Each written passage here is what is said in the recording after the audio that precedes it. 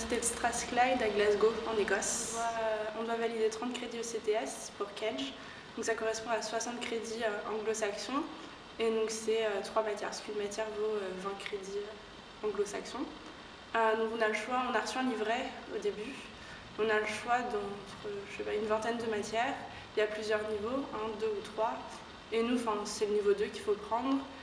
Et je vous conseille vraiment pas de prendre niveau 3 parce qu'après au niveau des emplois du temps il peut y avoir des problèmes et la difficulté elle est quand même beaucoup plus élevée en troisième année. Ensuite vous avez le choix entre des matières marketing, finance, économie, tourisme, ce qu'on n'a pas ici, donc je trouve ça super intéressant. Il y a quoi d'autre? Et des trucs sur le business et les entreprises. Donc pour chaque matière on a 1 ou 2 amphithéâtres par semaine, souvent ils sont de 2 heures.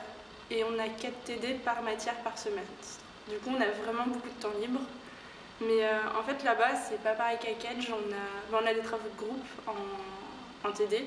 Mais bon, on a un TD toutes les 2 semaines à peu près. Donc on a vraiment le temps de travailler. Et par rapport au contrôle continu et au partiel, c'est pas exactement comme à Kedge. Pour valider une matière, il faut avoir 40 sur 100. Donc ça paraît pas beaucoup. Mais en vrai, les notes, elles sont pas si élevées que ça. Du coup, c'est très bien que ce soit 40. Et après, ça dépend, la répartition entre le contrôle continu et le partiel, ça dépend. J'avais une matière, le partiel, il valait que 30%. Mais après, on avait d'autres choses à faire dans le cadre des cours. Et c'est pas vraiment comme à Kedge, on a beaucoup de devoirs à rendre, type dissertation. Et on a un nombre de mots à poser, à respecter. On doit citer un nombre minimum d'articles académiques. Enfin, ça demande du boulot, mais on a beaucoup de temps libre. Donc ça va, c'est faisable. Et puis les profs, ils nous disent où chercher les articles. Et au final, c'est faisable, c'est après un peu d'investissement, mais ça va. Ça a duré de janvier à mi-mai, mais après, alors à noter avant la période de partiel, je crois que ça a commencé le genre 25 avril. On avait 2 semaines de vacances, et en fait les partiels là-bas c'est sur 1 mois pour tous les départements d'études confondus. Du coup, on peut très bien avoir les 3 partiels d'un coup, ou que ce soit espacé. Moi, j'en avais 2 d'un coup et j'en ai un 2 semaines après. Et du coup, c'est assez cool ça, parce qu'on a les vacances plus du temps pour réviser en plus. Du coup, comme je l'ai dit, c'est un peu la charge de travail pour les articles, pour les espèces de dissertations à faire qu'on n'a pas à Kedge. Et après, on est beaucoup plus autonome, parce que j'ai oublié de le dire pour la scolarité, mais en fait, c'est à nous de faire nos emplois du temps. On a les amphithéâtres imposés et c'est à nous de choisir nos TD. Donc il faut être un peu rigoureux pour pas que les cours chevauchent. Et par ça, faut bosser parce qu'on ne nous rappelle pas comme à Kedge qu'on a des choses à rendre forcément. Alors, moi je ne vais pas sur le campus. Du coup, je ne sais pas trop comment ça se passait pour les résidences étudiantes, mais il y a une assez bonne ambiance, en tout cas entre les Erasmus et les internationaux. Parce que on est plusieurs à avoir trouvé ça dur de rencontrer les Écossais. Parce que comme en fait on n'a pas beaucoup de cours, tu viens en cours et tu repars.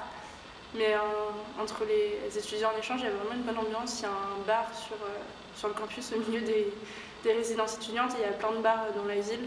C'est assez vivant.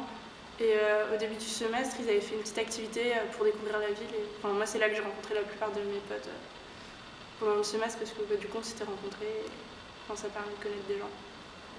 N'hésitez pas à aller aux réunions et aux activités proposées au début du semestre. Comme ça vous permet de rencontrer d'autres Erasmus ou d'autres internationaux.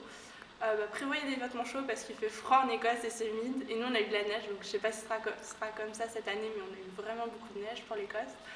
Et aussi, profitez-en vraiment pour voyager parce que l'Écosse, Glasgow surtout, c'est central, il y a beaucoup de trains et il y a pas mal d'associations étudiantes qui organisent des journées de visite juste pour un jour. Et c'est vraiment super pour découvrir le pays. Les gens, ils sont très très gentils. Par exemple, quand on s'arrête 2 secondes dans la rue pour regarder son portable, son GPS, ils vont tout de suite s'arrêter, venir nous voir. Une autre anecdote aussi, c'est l'accent écossais. Moi, au bout de 5 mois, je ne comprenais toujours pas les personnes âgées, par exemple. Mais après, ça, on s'habitue un peu. Et puis, ils sont tellement gentils qu'ils répètent et on s'habitue. Oui, carrément. Franchement, si vous avez l'occasion, partez.